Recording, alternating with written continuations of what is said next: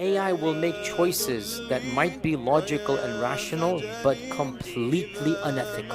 Because AI is not interested in ethics. And some of those choices might even bring about types of destructions to human species. So I don't know about the rest of you, but I have been without electricity all day. How many of you are without electricity all day?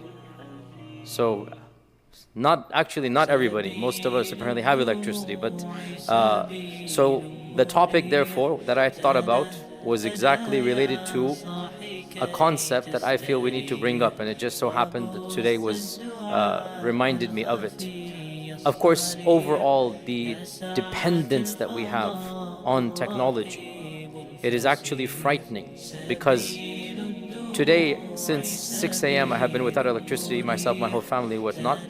And in reality, it is so utterly trivial, because for 10,000 years, mankind has lived like this. But for us, 12 hours, it's as if we don't know how we're going to survive. We are so dependent on this function, we have forgotten how our own grandparents and 10,000 years before them have lived without that interdependence. So today I wanted to bring up a new technology that is already integrating into our lives, and we are becoming frighteningly dependent on this new technology. And this generation, our generation, is going to see the interweaving of this technology to an unprecedented level, and we're already seeing it. And it is very important. Every one of us, even those that don't believe in a higher power, they must be talking about this, because it is truly frightening. And I'm talking about artificial intelligence, AI.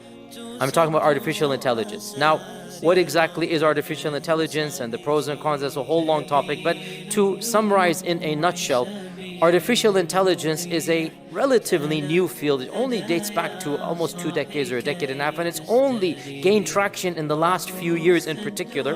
And what artificial intelligence is us human beings programming processors to essentially think like us. So imagine in realistically 5-10 years, your child or even you having a partner that you can have conversations with, ask information of, find detailed analyses of your particular niche field, and that partner is imaginary. Imagine engaging in deep philosophical conversation, and this partner that you're having a talk with will be able to research as you are saying something and be able to amass thousands of books instantaneously. And as you ask a question about a totally new field, this partner of yours becomes a global expert. And this is what artificial intelligence is. It's the mechanism, the potentiality to almost not actually create, because only Allah is al-Khaliq, but to program a system whose results even we cannot predict. This is what is frightening. Up until now, we knew exactly what the output would be. Up until now, computers and programming was basically doing a lot of computation super fast. We know exactly what the output's going to be. We could have done it ourselves, except that the computer does it much faster than us, right? What's happening now is that we are allowing a program to program itself and learn as it continues. And this is uncharted territory. Now, already we are seeing the impact of this. Now, by the way, there's 2 types of AI. You have AI which is very specific or niche oriented, and this is fairly common already. So for example, we already have the technology, which is a very frightening human technology, to be able to translate a verbal speech into any other language. AI can already do this, right? Google can already do this. You can speak into an app in your conversational English, Urdu, Swahili, in your particular dialect, in your particular region. And this app will now be able to assess your accent, your terminologies, your nuances, even the governments have the databases. China does and Israel does. And Allahu Alam, our own country most likely does, but they're not saying this. And you know, every time you go to the airport, this is exactly what they do, right? So to able to capture your image, you will be trackable wherever you are. Wherever you go, just one image anywhere, and AI will be able to recognize out of billions of people instantaneously. They'll be able to recognize exactly where you are. We're already using this in medicine. Doctors here can tell us what AI is doing. Amazing technological advances, where your sonogram or your MRI or whatever your diagnosis might be, that the computer will tap into millions of different data points and be able to analyze far better than any doctor can. It might be possible soon we won't need medical doctors. Guys, don't be scared, because when that happens, you guys will be in charge of it anyway. So jobs will be there, don't worry. But realistically, you will be better off getting analyzed by an AI doctor than by a real doctor, because the AI doctor will have a database that is infinitely larger than any human being. And the AI doctor will have a one-stop speciality. Right now, if you want to have one specialist, then another, you have to keep on booking 5 different appointments, go through your this and that. Imagine one computer screen, one camera in front of you, one analysis, everything being done simultaneously. We are literally within a few years away from something like this. This is tangible, realistic, niche AI. The more frightening is general AI. And we're heading there now. GPT-4 and others, we're heading there now. And general AI is basically a polymath, a super intellectual genius, a partner, an intellectual partner that you have no idea what is going to come from this. You are talking about all of the specialities of the world combined into one person, and you can converse with that person. Imagine something like this. That is where the world is heading, and the way things are happening is just a matter of time. Already, ChatGPT version 4 and others, they can do some amazing things that are already frightening. When I'm telling you, as a professor, as a lecturer, as a teacher, it's very frightening what is happening already. And this is just the beginnings of the realities. Now, there's a lot of positives, as with all technology. Today's not about the positives. Of the positives, by the way, we just told you medical developments are going to be groundbreaking. Of the biggest positives, we're already seeing this, is the driving, the self-driving cars, right? This is AI, self-driving cars. To be able to recognize anything on the road and then be able to maneuver and navigate. We've already seen this. I mean, this is our generation. A few years ago, it was a dream. Now, I drive a Tesla. So many people drive a Tesla. You just click the button and I answer my email messages while I'm driving the Tesla. Literally.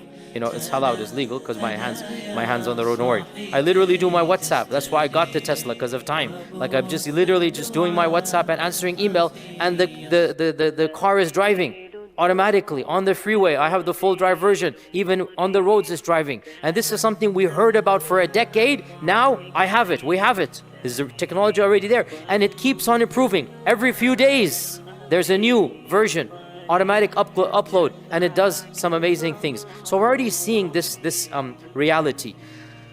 There are some challenges and ethical concerns, and we as Muslims need to be very cognizant of this, because our Sharia provides an answer for everything. We need to be at the forefront of some of the problems of these new technologies. So I wanted to just bring them up, and then in the end of the day, it's not my area and forte. Other people need to take up and help us in this regard. What are some of the problems that AI might bring about? Well, first and foremost, one of the most obvious problems is going to be AI will have to decide who lives and who dies in a rational manner and not an emotional manner. You see, when you are driving, may Allah protect all of us, but you see something and you react on impulse. You swerve. You see a child, you see something, and you just do something on impulse. Generally speaking, we are forgiving of you, because what could you do? Generally speaking, no matter what happens, like if it's not your fault, if somebody ran onto the road and you did something and then an accident happened, generally speaking, you might not be criminally responsible. You might be, legally whatever, but nobody's going to look at you as a criminal. Like, you couldn't do anything. You're a human being. You just reacted. But you see, AI has zero emotion, and AI is doing things at supersonic speed, right? Faster than or at the speed of light, to be precise. So you will have to figure out which life is more important. And the AI is going to make a calculation, swerve a train with 2 people in it, and in the process save 5 people. Are you allowed to swerve the train? Or should you let the train just go and crash? You know, these famous problems, these ethical problems. Well, right now, when we do it, it's just a hypothetical. With AI, it will become a real problem. The car is going straight down, it sees a bunch of school children. You will have to program the AI what it needs to do. And some people will die and some people will live. And this will not be on impulse. This will be a rational decision that somebody programmed into the AI, right? So this is one of the issues that we're gonna have to be thinking about. Already, AI is being used in war. Right now, according to international law, not that is applying, but still, there is a modicum of human involvement. Right now, according to the UN and the international law, any drones that send bombs, a human must make that decision, so that somebody can be pinpointed the finger, it's your fault. This is now the law of the world, right? It is not allowed to send a bomb on a civilization or a population, whatever it might be, unless and until at the last minute a human being presses a button. The reason being, obviously, they want to blame somebody or hold somebody accountable. Pause here, not that it helps all the time, we see what's happening, but still, there's a human being that's made that decision. What AI is going to bring into the picture is, why do we need a human to make the decision? What if we need to make a split-second decision? We don't need to get involved with a human being. So once again, we're going to get all of these complex problems that are literally solving life and death issues based upon artificial intelligence. Another problem that we get of AI is, and it's already happening to a small level, we're going to see this times 100 within a year or two. And that is AI, and this is frightening, and we see this now, figures out who you are based upon your history. AI knows you better than your spouse and your children. This is already true. AI knows what types of videos you like, what types of music, what types of clips, what types of intellectual talks, what type of astaghfirullah, fahisha and haram, everything. AI has a profile. And because AI wants you to look at the computer screen, well, because the social media apps want you to look at the computer screen because they want money, AI will then show you what it knows will attract your attention. And what this allows AI to do is to brainwash you and to keep you cut off from learning outside of your own comfort zone. And we already see this in the Israeli-Palestinian conflict. Even though I would say at this stage it's not being done intentionally, because all of your news feeds, without exception, when you're going down Twitter and Facebook, all of us in this masjid, our news feed is generally pro-Palestinian. Our news feed is generally people that are sympathizing. Why is that happening? Because of AI. And what you guys need to understand is that pro-Zionist and pro-far-right Christian fanatics who are on a different wavelength, their entire scroll and news feed, exact same time as you, is going to be completely different than you. And here we are, me and you, when we're going down Twitter and Facebook and everything, we're like, why can't everybody else see this? I see it. Why is not everybody else seeing what I'm seeing? Because they're not seeing what you're seeing. You can follow the exact same two people, but the ones that come underneath, the ones that come in between, it will be catered upon your own psyche. And therefore, right now it is non-malicious, i.e. the computer algorithm wants to feed you what it knows you'll be interested in reading. And so, you liked a Palestinian protest video somewhere, guess what? The next 5 days, and you're going to see more pro-Palestinian protests. You're going to say, mashallah, the tide is changing, and it is changing, by the way. But I'm saying, you are in your bubble. Believe it or not, the other side, they're only going to see the news,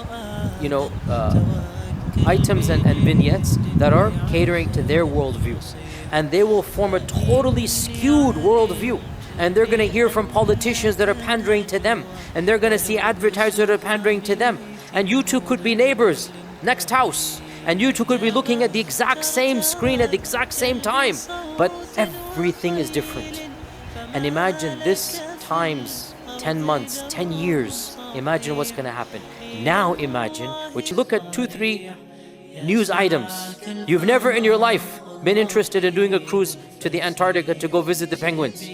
Next thing you know, for a few days, little thing popping up there. Did you know this about a penguin? Did you do that? And then slowly but surely you get drawn into a whole different world. Now imagine this is being done to advertise. Right now it's money. One country might be doing it to brainwash. Imagine if powerful interests decided, let's sway American public opinion in a certain way. This is very, very doable. Because what AI can do, it can monitor all of your biases and then figure out how to begin tapping in and swaying you the way that it wants you to be swayed. You will become a pawn in a game that we have no understanding of how deep it can go, right? And this was predicted in a different way by the famous intellectual Noam Chomsky when he wrote his book in 1985 or something, Manufactured Consent, where he said that this is being done by the media at a very low level. But now we're talking about AI assessing your psychological profile, having a detailed analysis. Even your psychiatrist wouldn't know what the AI knows. And it knows exactly how to begin to persuade you to have a different worldview. And this leads us to my next point, and that is what AI is doing, it is shifting power dynamics. Right now, power is in the hands of the governments, which is also bad. But at least it's a physical, tangible government, and you understand. With AI, power is going to go to multi-billion-dollar corporations that are operating in extreme privacy. And this is why there's so much tension between Facebook and whatnot and between our governments, because the governments are worried. And the government wants to ban TikTok and whatnot because things are happening beyond their control. AI is going to completely change power dynamics. And the real power will be in the hands of those who have access to all of that data. They will be far more powerful than any government. And when it comes to our Islamic religion in particular, there are a number of specific issues. We've already seen this a few months ago.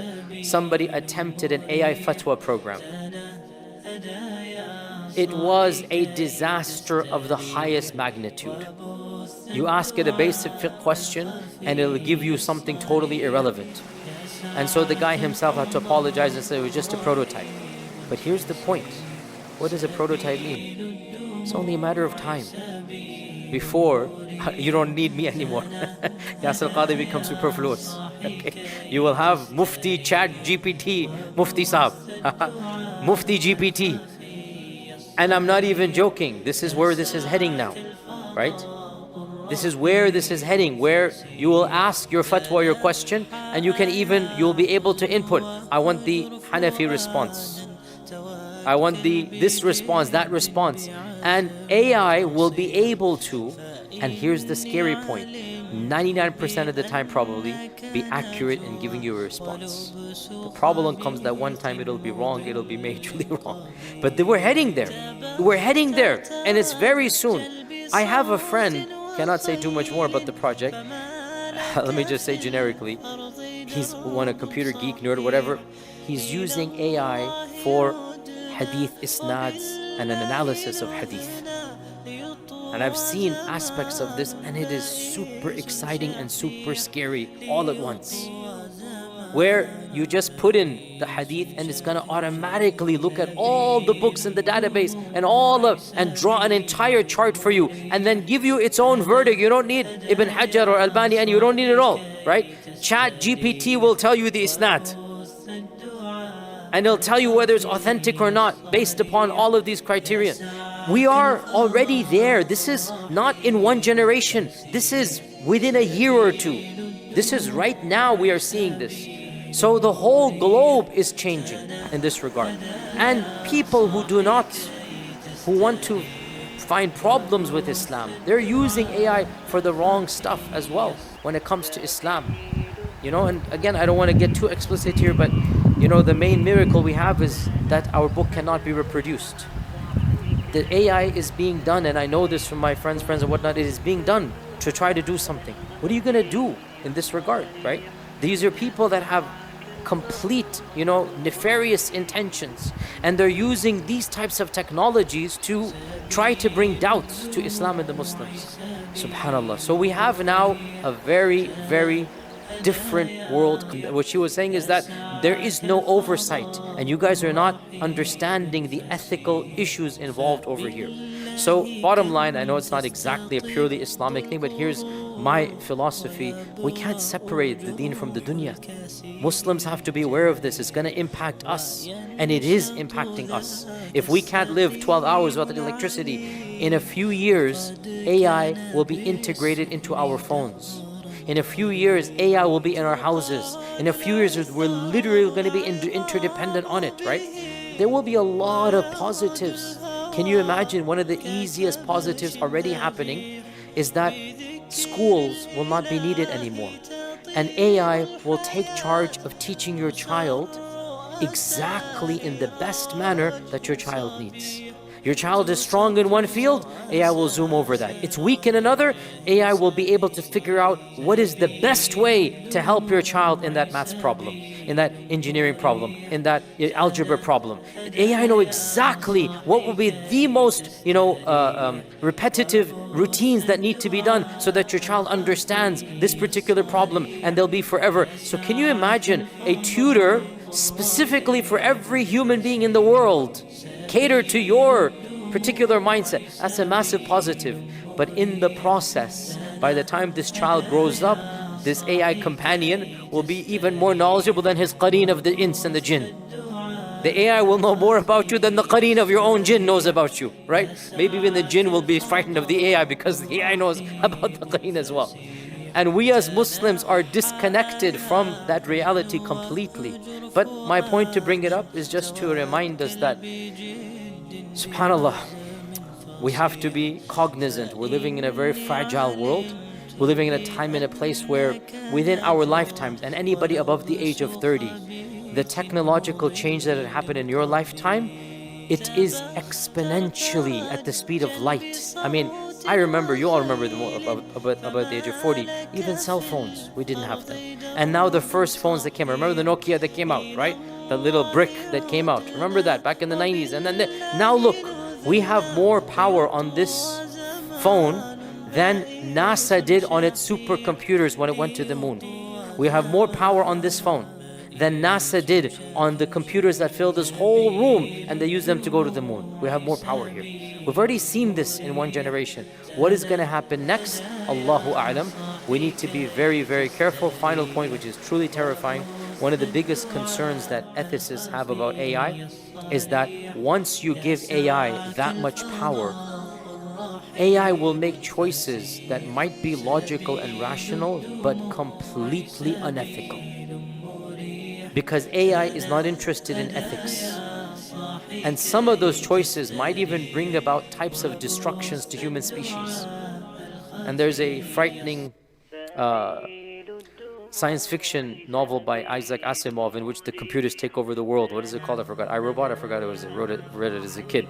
But he predicted this, that a time will come when humans are going to be fighting the machine. And the machine will know more than the human beings. This is the reality we are facing here.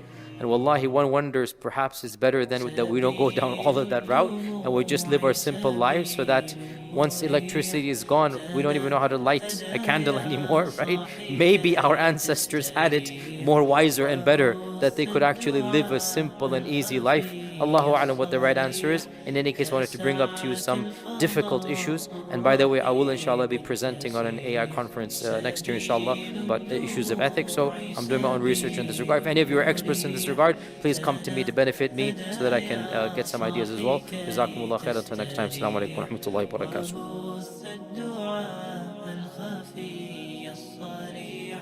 يسعك الفضاء الرحيم.